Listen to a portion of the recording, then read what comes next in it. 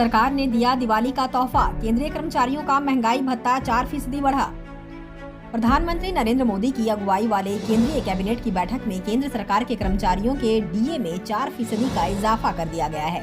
Cabinet ने इसे अपनी मंजूरी दे दी है। डीए की नई दर 1 जुलाई से लागू मानी जाएगी। इसका मतलब है कि कर्मचारियों को 4 महीने का एरियर भी मिलेगा। कर्मचारियों को अब तक जो 42% डीए मिल रहा था, अब तक वह 46% हो जाएगा। गौरतलब है कि इसका लाभ पेंशनर्स को भी मिलेगा। अमृतसर में शुरू हुआ पंजाब को नशा मुक्त बनाने का अभियान। पंजाब के मुख्यमंत्री भगवंत सिंह मान के नेतृत्व में बुधवार को 35,000 युवाओं ने पंजाब को पूरी तरह से नशा मुक्त बनाने के लिए शपथ ली और श्री हरमिंदर साहब में आयोजित अरदास में शामिल हुए। अरदास के दौरान पीली पगड़ी, पटका और चुन्नी पहने हजारों युवा मुख्यमंत्री के साथ शामिल हुए और वाहिगुरु से पंजाब से इस अभियान को उखाड़ फेंकने के उद्देश्य से शुरू किए गए पवित्र मिशन की सफलता के लिए शक्ति प्रदान करने की प्रार्थना की। उन्होंने राज्य से नशे के पूर्ण उन्मूलन और युवाओं की ताकत का रचनात्मक दिशा में उपयोग करने के उद्देश्य से शुरू किया गया इस मिशन की सफलता के लिए प्रार्थना की। श्री हरमिंदर साहब में ग्रंथी सिंह बलजीत सिंह की ओर से अरदास की गयी। आजम खां, बेटे अब्दुल्ला और पत्नी को 7 साल की सजा।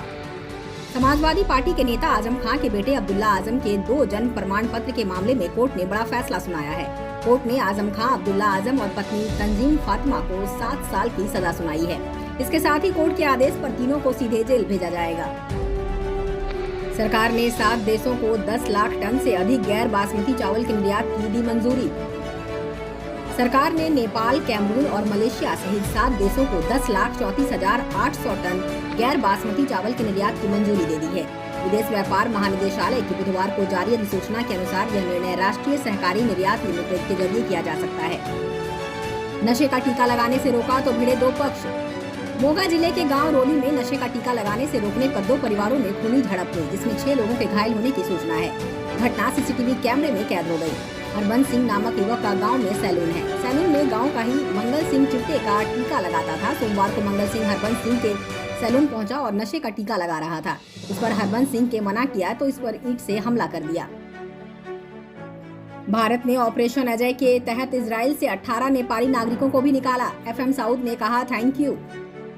इजराइल हमास युद्ध के बीच इजराइल से भारत नागरिकों को बाहर निकालने के लिए चलाए गए ऑपरेशन अजय के तहत 18 नेपाली नागरिकों को भी सुरक्षित बाहर निकाल लिया गया है। इसके लिए नेपाल के विदेश मंत्री ने भारत की सराहना करते हुए धन्यवाद किया। गौरतलब है कि इजराइल और हमास के बीच जंग जारी है। सभी देश अपने नागरिकों को जंगी देशों से बाहर निकाल रहे हैं। भारत ने भी इजराइल में रहते अपने हजारों नागरिकों के स्वदेश वापसी के लिए ऑपरेशन अजय चलाया हुआ है। विदेश मंत्रालय की देखरेख में चल रही इस ऑपरेशन के तहत भारतीयों को एयरलिफ्ट कर देश लाया जा रहा है। हमास से लड़ाई में इजराइल पर पड़ेगा 566 अरब रुपए का बोझ। 7 अक्टूबर को हमास और इजराइल के बीच शुरू हुई लड़ाई अब भी जारी है। शुरुआती हमले में ही इजराइल को जान और माल का भारी नुकसान उठाना पड़ा। इस संघर्ष में अब तक करीब 1400 इजरायली नागरिकों की मौत हो चुकी है।